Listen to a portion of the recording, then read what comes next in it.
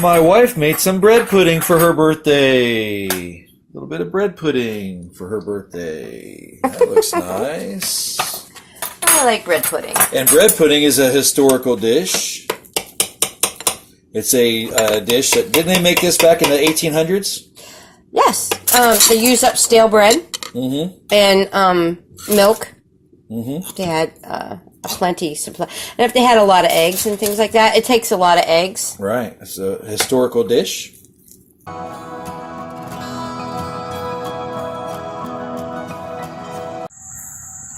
As we were getting ready to leave for my wife's birthday, we had to do our chores. And one of the chores that we do every day is we feed the rabbits, make sure they all have water.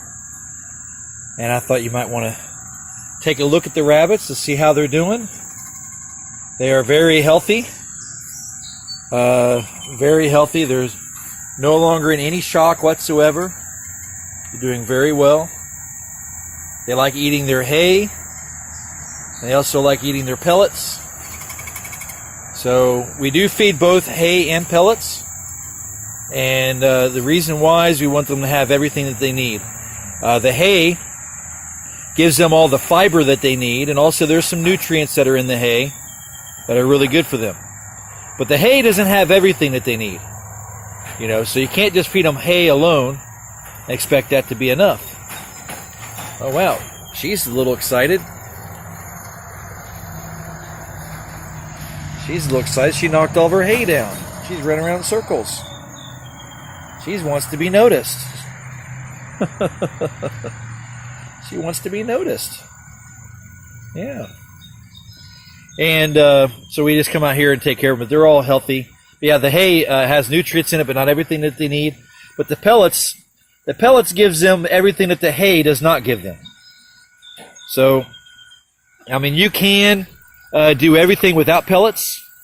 There are people who wrote books about that, on how to feed them everything without pellets, but we just don't have the time to put into all that, because there's a lot of time and doing a little bit of this, a little bit of that, a little bit of this, and trying to get everything that needs to be in their diet on an individual, natural basis.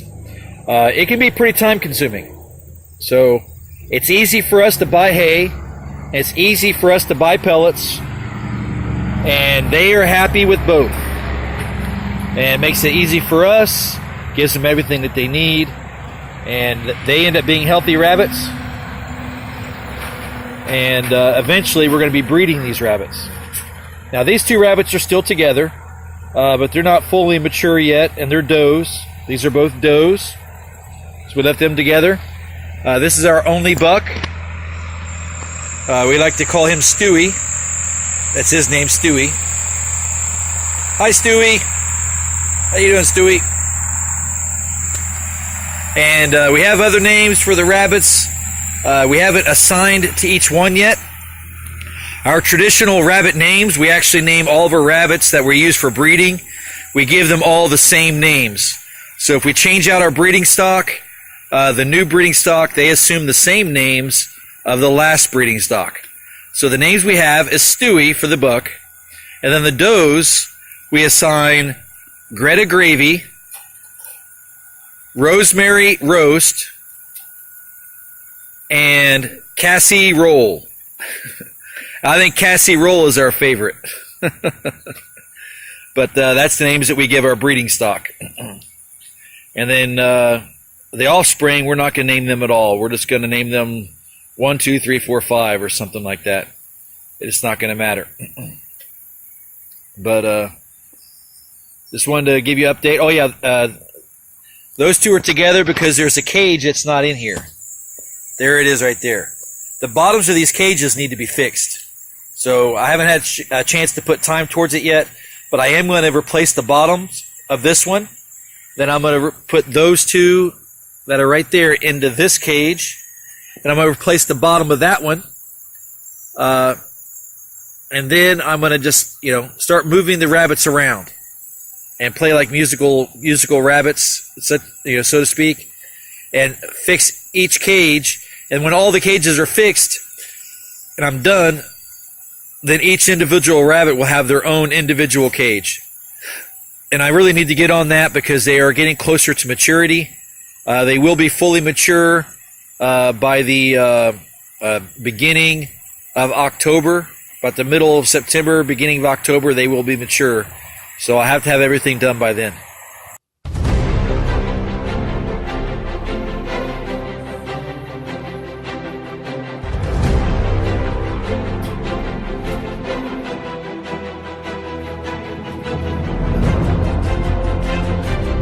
Micro Farm Starter here. We have some breaking news. Apparently someone's planning a prank on me. My blank sheets of paper are upside down. Oh, you guys. We have some breaking news today. We have some pre-recorded live footage on the scene. Let's go to that right now. Nope. So the big news that we're going to share today is that we have an interview coming up. Yes, that's right. Someone actually wants to interview us. They want to interview us already. And we have now 34 subscribers as of today. 34 subscribers. And we're going to get interviewed September 17th, Monday night at 9 p.m.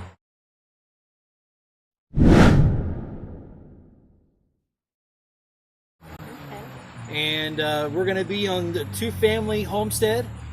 So if you know about Two Family Homestead, you can go to their YouTube channel. They're going to do a live stream. They do a live stream every Monday night, interviewing all kinds of people. They've actually interviewed Joe Salatin. They've actually interviewed Off Grid and Doug and Stacy, and a few others. They've interviewed Farm Alarm and a few others. So they've been interviewing a lot of homesteaders, and homesteaders have YouTube channels, and that's what they do on Monday nights. So we are looking forward to doing that. We're going to be on their show. So that's exciting for us. And you guys get to find out more about us on that show. That is very exciting. Wow. Micro Farm Starter going to be interviewed on September 17th, this coming Monday on Two Family Homestead. Don't miss that.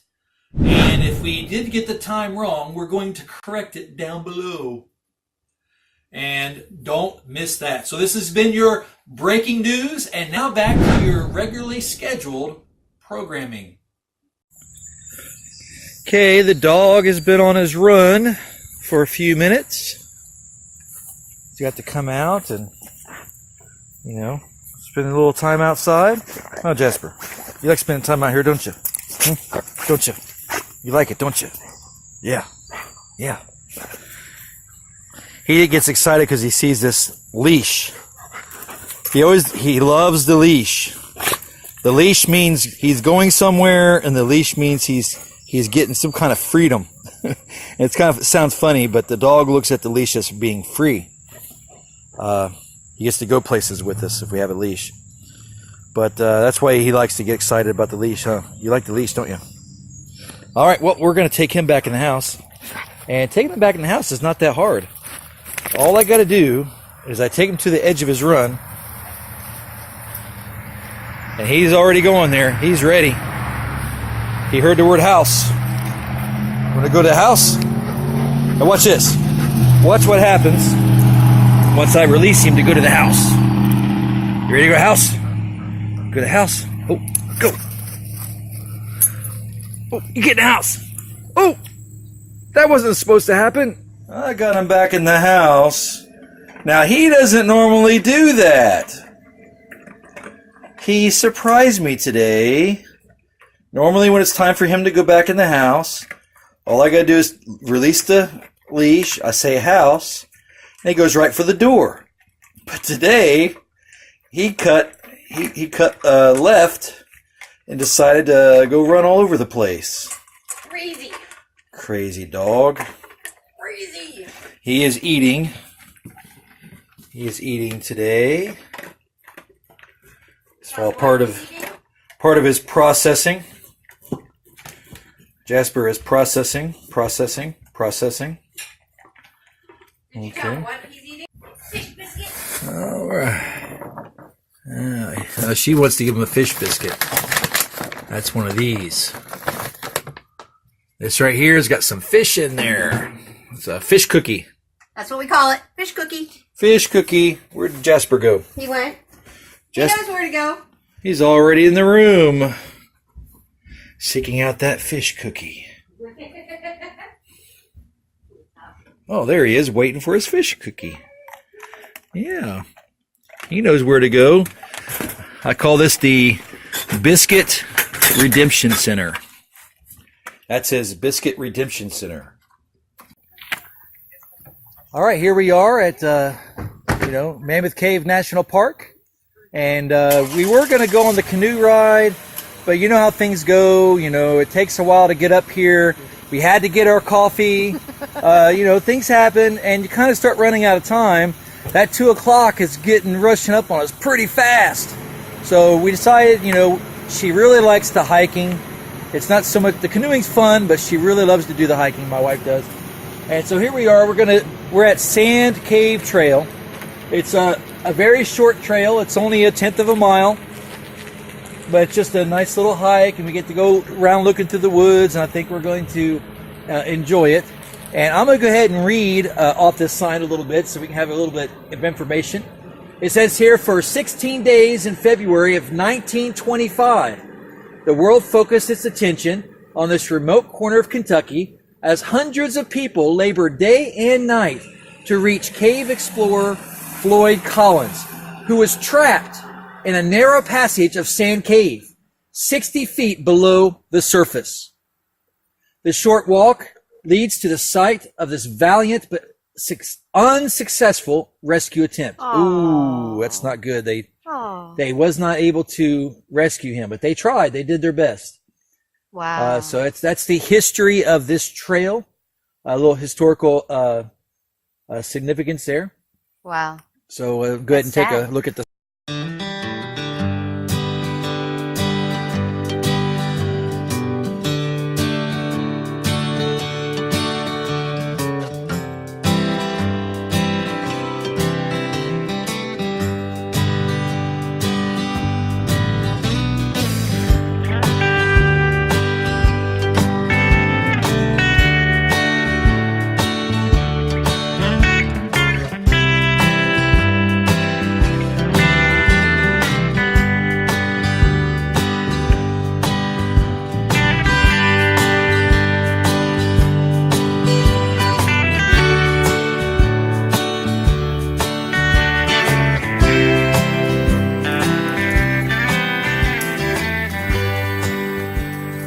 Now, when I was growing up, I used to go out in the woods and I would try to get lost on purpose and spend the rest of the day trying to find my way home.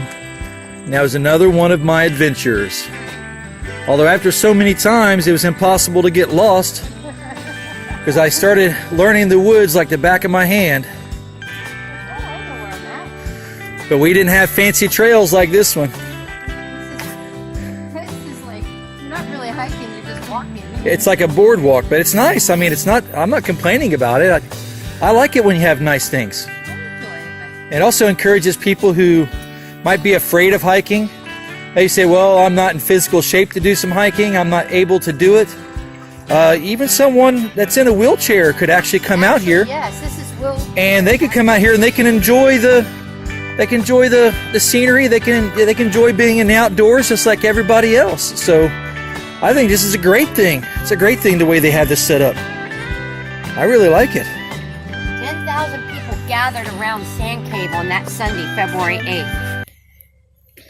And it says, drawn by newspaper accounts, an estimated crowd of 10,000 people gathered around Sand Cave on Sunday, February 8th. If you were among the crowd that day, you would have been stopped at about this spot by a 5-strand barbed wire fence constructed to keep people back from the rescue site. Yeah. The atmosphere was that of a carnival. Families picnicked, children frolicked, concession stands sold food and drink, and prayer groups formed. Well, that was good. Then, while moonshiners slipped in and out of the crowd. That's not so good. That's not good. It's sad. They were all doing that, and a man was dying under the ground. Well, I don't know why everybody was there. I know there's a lot of people there just trying to help out and trying to rescue the man. And the prayer groups are there to pray that he would be found. And a lot of people really have some concern. And just like with anything else, you got something going on. There's some people that's just going to be there to say what's going on, what's happening. I agree. So that's just things that happen. It says, before long, the crowd dispersed, leaving behind the rescuers working nonstop to sink a rescue shaft to Floyd. So after all the commotion died down and everybody left, they probably got run off by the police, I would imagine, for a lot of those people to just up and leave. But then it was just the rescuers after a certain point.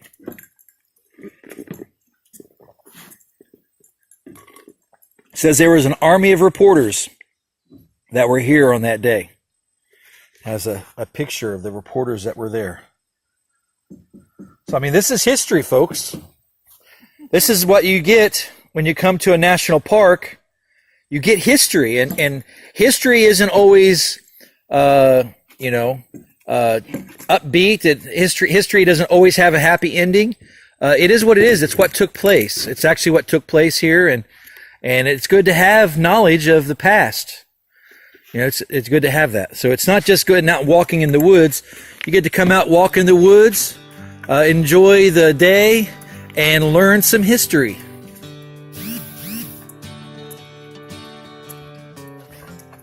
My walking stick's kind of useless here.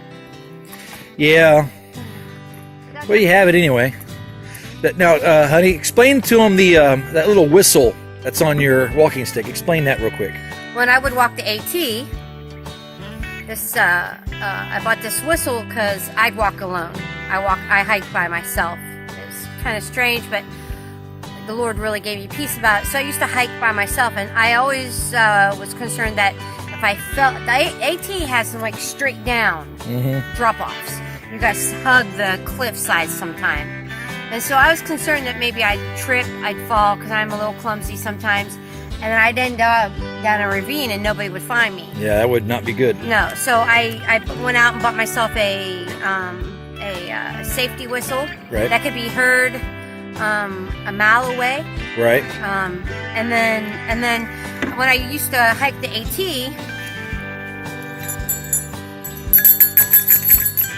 when I used to hike the Appalachian Trail, there was bears. Right. There possibly could be some black bears here, but probably not. Ooh, black bears. Nah, probably not. But Virginia... What's that over there? Oh, please. What is that? Stop it. Oh, okay, it's a tree. Stop it. So anyway, so they tell you to talk loudly if you're with someone else. It scares them away. Black bears really don't want to come into contact with you. They'd rather run off. So when you have a bell on your hiking stick, it alerts them that you're coming down the trail, then they'll take off. And I had a close encounter with a bear coming up over a ridge one time, but it's a whole nother story. But after that, I always made sure I had a bear bell on my hiking stick. Now, I don't think I need it here. I just happen to just have it on. Right, so it makes that noise. So when you're moving around making that noise, the bear stays away. And if the bear does come up, what else can you do? Can't you blow that big whistle? Isn't that loud enough to scare the bear away? I don't know.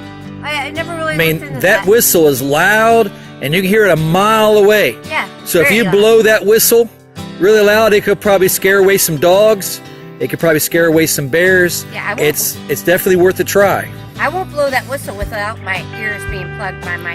Yeah, it almost make you go deaf. It's so loud. It's very loud. Very loud. So you blow something like that, and that could send an animal running. Well, my backpack always had bear mace. Right. I always carried bear mace. And if it comes down to it, if you're in a serious situation, I would even blow that whistle without holding my ears, because even if you have a little hearing loss, that's a lot better than a life loss. I agree with you. So. Anyways, this is my hiking stick. It has a little face on it. Okay, yeah, that's nice, isn't it? Little face right there. Mm-hmm. It's my hiking buddy. Yeah. Maybe we can think that face is like, maybe that's Abraham. Hey. You think of that as Father Abraham. How's that? That's a beautiful thought. Yeah, it is.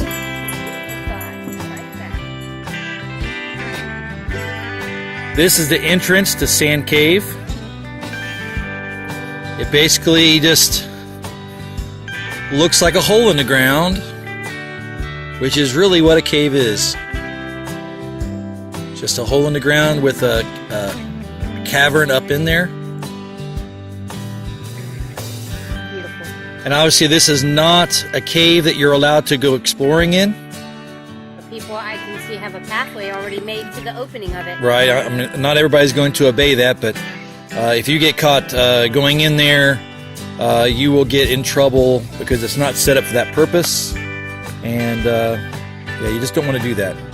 There are plenty of caves you are allowed to go into, so you don't have to go in these dangerous caves that are not set up for people. They're not safe. Not safe. And you have to keep in mind that a man lost his life in that cave. It says here, this is Floyd's brothers, Homer and Marshall, and they're sitting here trying to they're waiting to find out what's going to happen with their brother. And they are obviously in this picture very distraught and very concerned at what's happening. So this is real, folks. This is not a movie or a story. This really happened. So you need to keep that in mind when we look at this. It says here that rescuers brought Floyd food in mason jars like this before February 4th. Before the passage collapse. Archaeologists found a number of jars and bottles in Sand Cave, apparently discarded during early efforts. It says for 12 days, volunteer work crews labored in 24-hour shifts under the lip of this rock ledge, to sink a rescue shaft 60 feet to reach Floyd Collins. No contact with Floyd had been possible since a collapse on February 3rd. The work slowed due to the inability to use explosives or heavy machinery for the fear of further collapse. Every inch of the shaft had to be shored up to protect those laboring with hand tools against stone. On the morning of February 16th, a 12-foot lateral tunnel broke through to Floyd, and he was found dead. Floyd's body was eventually removed, and Sand Cave soon fell silent again, but the story of Floyd Collins continues to be told in song, theater, and film. Really? Floyd Collins' entrapment did much to publicize the cave region of Kentucky, and 1 year later, in 1926, the Southern Appalachian Committee would recommend that Mammoth Cave be added to the growing national park system.